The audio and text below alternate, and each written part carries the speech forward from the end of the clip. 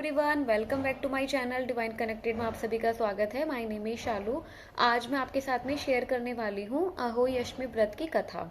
तो आप सभी जानते हैं कि अहोई अष्टमी का जो व्रत है वह करवा चौथ के व्रत से कुछ दिन बाद ही आता है।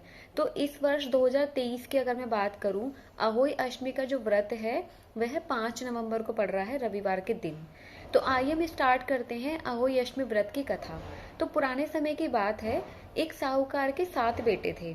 तो साहूकार की पत्नी दिवाली से कुछ दिन पहले अपने घर की सफाई के लिए, अपने घर की पुताई करने के लिए, घर को साफ करने के लिए वह खादान से मिट्टी खोदने जाती है।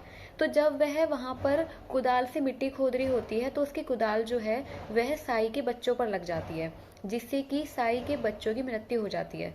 जब यह बात साई को पता चलती है तो साई जो है वह साहूकार की पत्नी को श्राप देती है कि जैसे तुमने मेरे बच्चों को मारा है ऐसे ही तुम्हारे सभी बच्चों की मृत्यु हो जाए।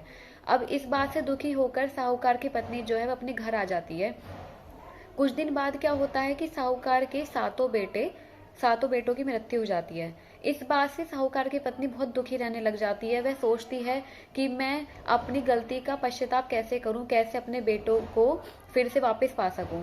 तो ये सभी बातें वह एक वृद्ध महिला को बताती है। तो वृद्ध महिला साहूकार की पत्नी को बोलती है कि तुम्हारा आधे पाप का पश्चाताप तो तुमने मुझे अपनी गलती को बताकर ही कर दिया है। अब जैसा मैं तुम्हें बताती हूँ तुम वैसे करना।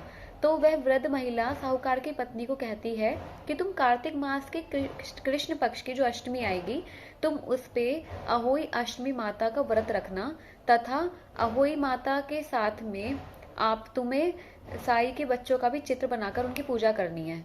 अब अहोई अष्टमी का दिन आता है।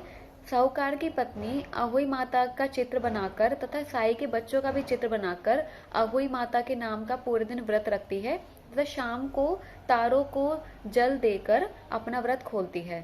तो इस व्रत से अहोई माता प्रसन्न होकर साहूकार की पत्नी को उसके 7 बेटे पुनः लौटा देती है।